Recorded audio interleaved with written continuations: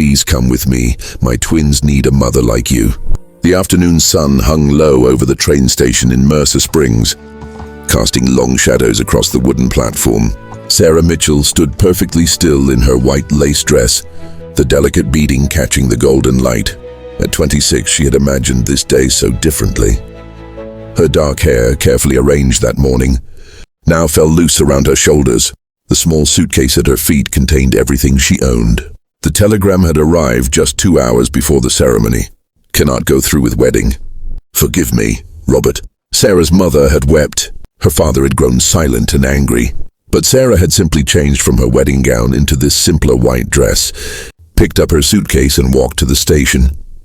She couldn't stay in that house. Couldn't bear the pitying look she knew would come from everyone in town.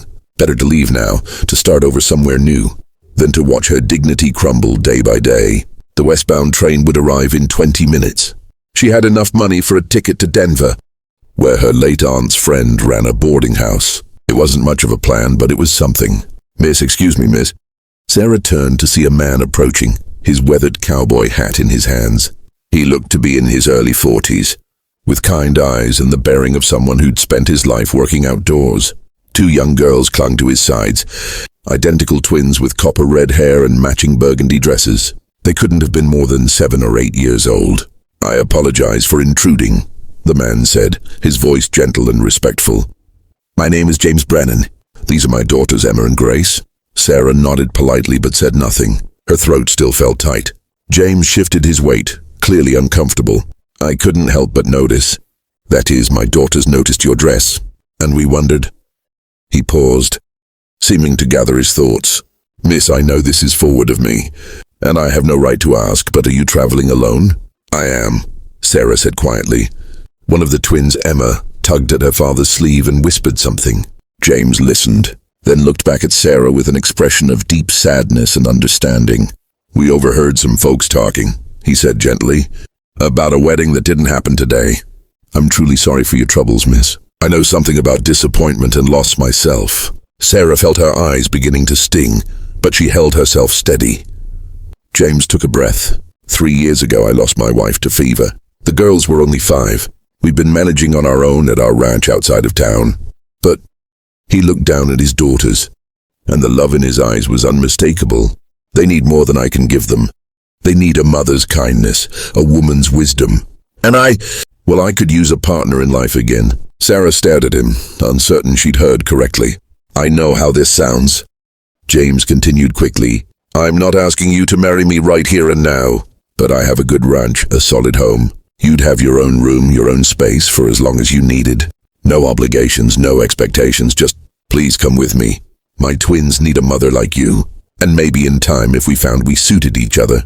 Grace, the other twin, stepped forward. Her voice was soft and uncertain. "You look nice," she said, "like a princess. We don't have a mama anymore, and Papa tries really hard, but he can't braid hair or help with our Sunday dresses. And sometimes we just need somebody to talk to about girl things." Emma nodded vigorously. "We promise we'll be good. We'll do our chores and not complain, and we won't be any trouble." Sarah felt something crack inside her chest. These 2 little girls offering to be good, as if their worthiness for love depended on perfect behavior. She knew that feeling. She'd spent the last 3 years molding herself into what Robert wanted, only to discover it still wasn't enough. "Girls," she said softly, kneeling down to their level, "you don't have to promise to be perfect. Children shouldn't have to earn love." Both girls looked at her with wide eyes. James cleared his throat. "The train will be here soon, and I have no right to ask you to give up your plans. But if you're heading toward uncertainty anyway, might it be worth considering a different kind of uncertainty? One where you'd at least have a home, and people who would be grateful for your presence." Sarah looked at this stranger, this weathered rancher with kind eyes and motherless daughters. She thought about Denver, about the boarding house, about starting over in a city where she knew no one.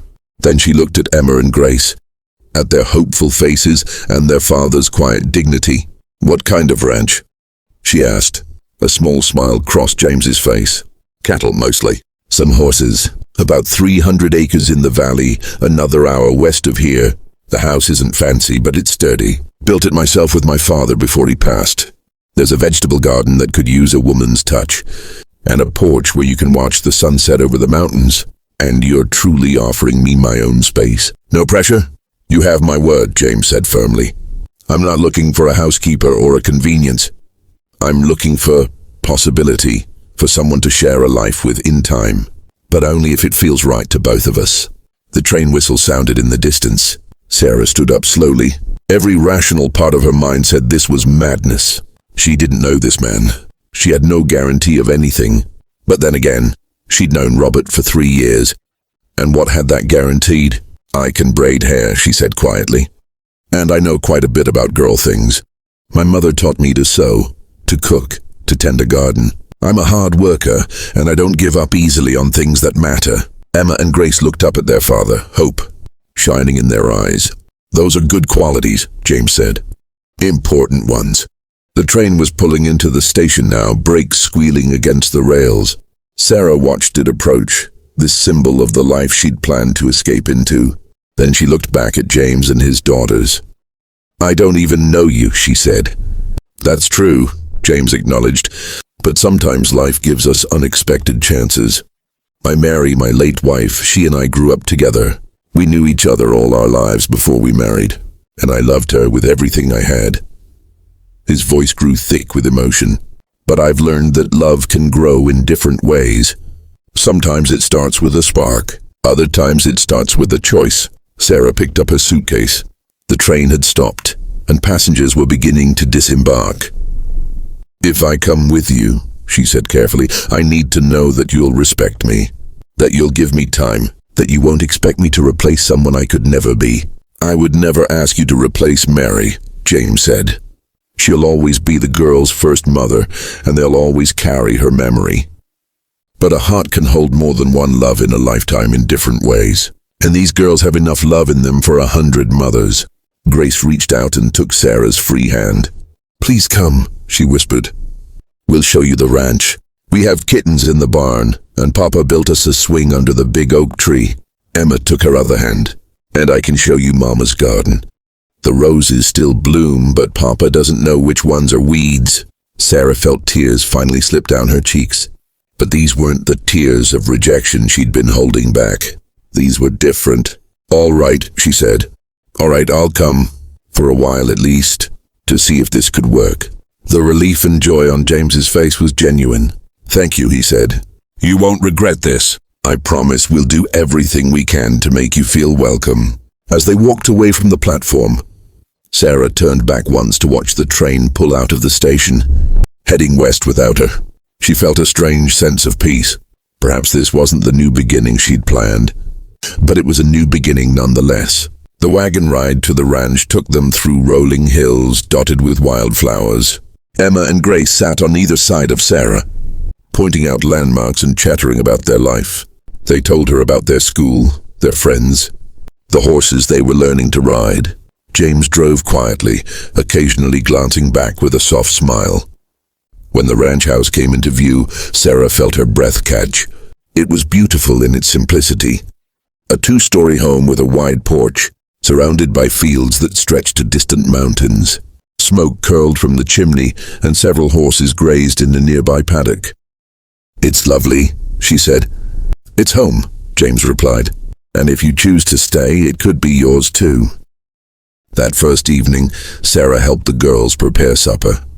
While James tended to the animals, she found herself laughing at their stories, correcting their table manners gently, and feeling something she hadn't expected to feel again so soon, useful, wanted.